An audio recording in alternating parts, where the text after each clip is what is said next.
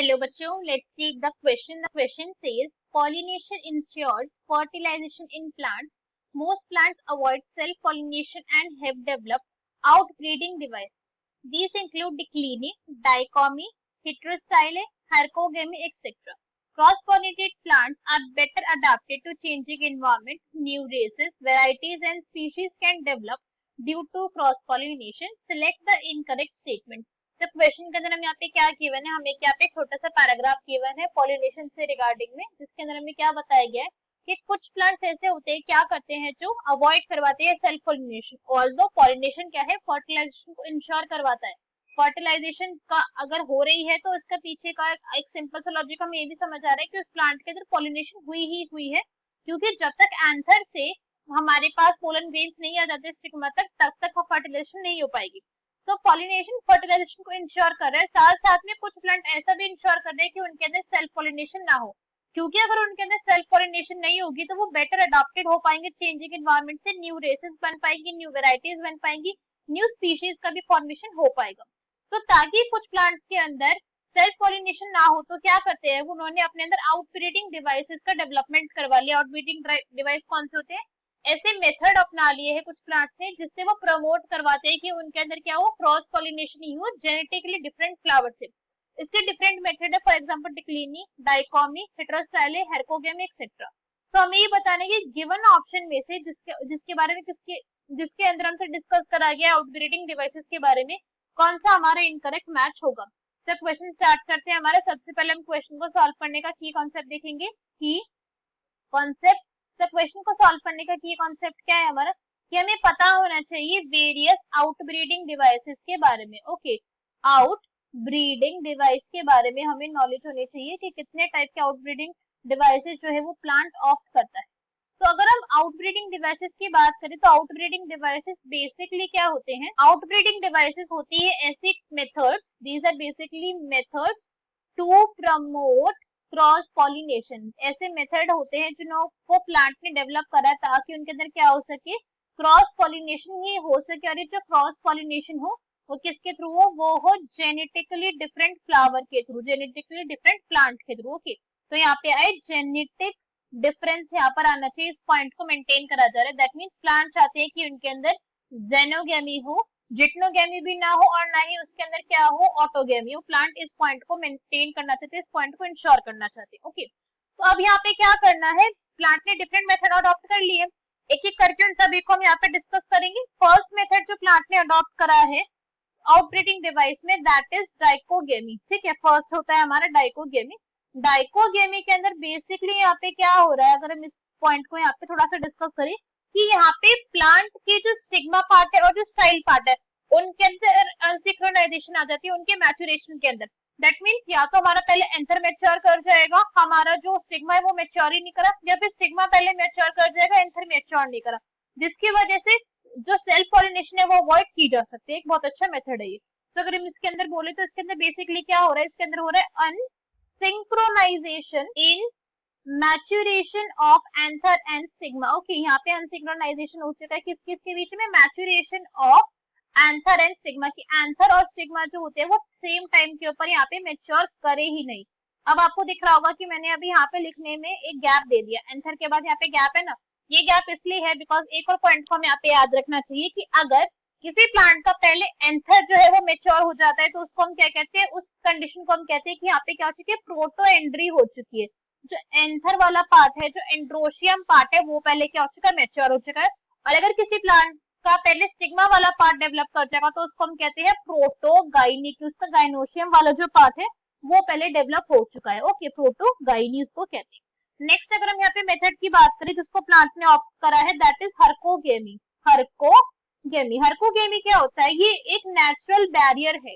क्या है, एक नेचुरल बैरियर है जो प्लांट के अंदर पहले से ही प्रेजेंट है, नेचर ने ही प्लांट के अंदर प्रेजेंट करा है ताकि जो हमारा स्टिग्मा रीजन है प्लांट का और जो स्टिग्मा रीजन है और जो एंथर रीजन है वो एक साथ पास ना आ सके। तो यहाँ पे क्या होता है, natural physical barrier is present. Natural physical barrier की नेचर ने ही इनको पास नहीं आने दिया कि यहाँ पे क्या हो सके, सेल्फ फर्टिलाइजेशन, सेल्फ पॉलिनेशन हो सके। ओके, नेक्स्ट यहाँ पे अगर हम देखें, नेक्स्ट मेथड होता है हेटेरोस्टाइले।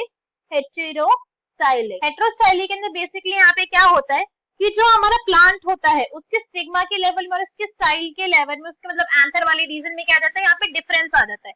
जो स्टिग्मा वाला पार्ट होगा और जो एंथर वाला पार्ट होगा वो ऊपर नीचे प्रेजेंट होंगी, तो इस वजह से यहाँ पे क्या होता है, तो भी पोलन ग्रेन्स जो है वो स्टिग्मा तक रीच नहीं कर पाते हैं। So differ in level of stigma and anther. Okay, ये भी एक मेथड जो है वो प्लांट ऑफ करते हैं। नेक्स्ट मेथड की अगर हम बात करें, नेक्स्ट मेथड होता है सेल्फ स्टेरिलिटी।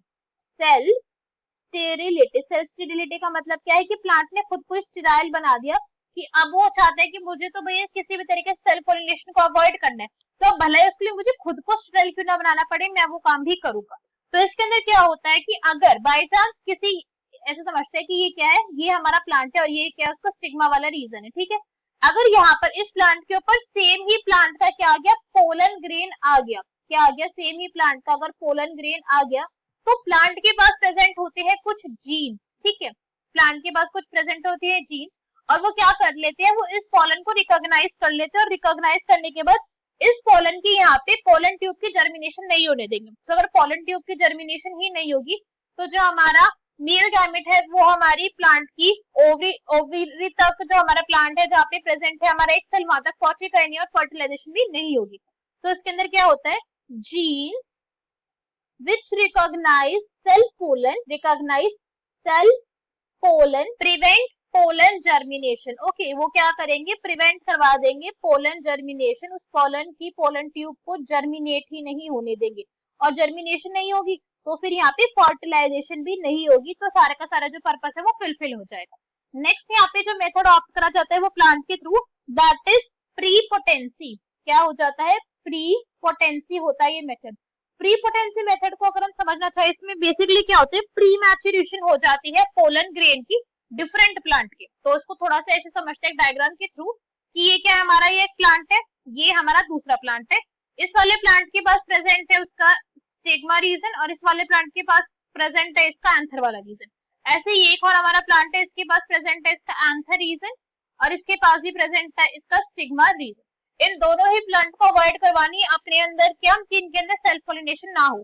तो ये जो ये वाला प्लांट है, ये चाहता है कि इसके ऊपर जो पोलन ग्रेन आए वो जेनेटिकली डिफरेंट फ्लावर से सेम से ना आए, कि मतलब इस वाले के एंथर इस तक ना आए, ये वाली पॉइंट उसको अवॉइड करवाना है। तो यहाँ पे क्या होता है कि ये वाला जो प्लांट है हमारा, जो सेकंड वाला प्लांट है, इसका जो एंथर होगा, वो क्या हो जाएगा, वो प्री मैच्योर हो जाएगा।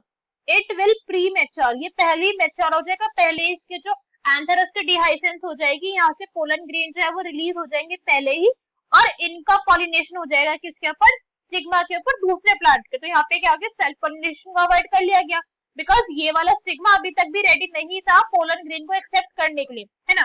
तो ये केस यहाँ पर होता है। तो बेसिकली यहाँ पे क्या हुआ है, pre maturation of anther of different plant. Okay, यहाँ पे जो एंथर था वो दूसरे प्लांट का पहले ही क्या हो चुका है, वो पहले मैच्योर होगी, उसका पहले डिहाइसेंस होगी, जिसकी वजह से यहाँ पे सेल्फ पॉलिनेशन को अवॉइड करवाया जा सकता है। तो हमारे क्वेश्चन के अंदर जितने भी ऑप्शन हमें गिवन है उन सब के बारे में डिस्कस करते हैं। ए पार्ट में हमें क्या मेंशन है, in crucifers self pollens do not germinate on stigma due to presence of similar sterile gene. कि जो क्रूसीफर्स होते हैं उसके अंदर क्या हो रहा है, जो सेल्फ पॉलन होते हैं वो जर्मिनेट ही नहीं कर पाते। क्यों नहीं कर पाते, क्योंकि वहां पे स्टेराइल जीन प्रेजेंट है। तो ये वाला कॉन्सेप्ट अभी हमने किसमें पढ़ा था, सेल्फ स्टेरिलिटी के अंदर पढ़ा था।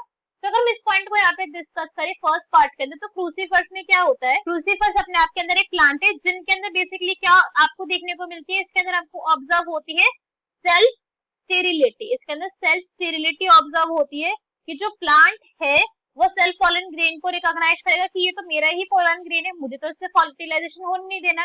तो क्या हो जाएगा, उसकी पोलन ट्यूब को जर्मिनेट ही नहीं करने दिया जाएगा। तो ये वाली स्टेटमेंट हमारी ट्रू है। नेक्स्ट स्टेटमेंट रीड करते हैं। नेक्स्ट स्टेटमेंट में हमें क्या गिवन है, Lythrum has 3 types of flower with different heights of styles and stamen. कि लाइथ्रम के अंदर क्या प्रेजेंट होते हैं, 3 टाइप के फ्लावर प्रेजेंट है, जिनकी स्टिग्मा में मतलब स्टाइल वाली रीजन में, स्टेमन वाली रीजन में क्या होता है, डिफरेंस होता है हाइट का।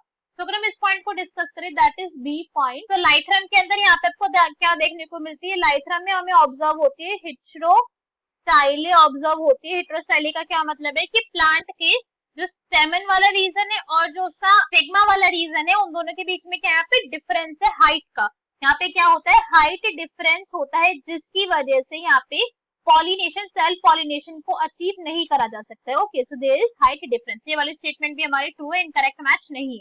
नेक्स्ट देखते हैं, नेक्स्ट में यहाँ पे क्या गिवन है, in Gloriosa anthers of the same flower mature earlier then stigma.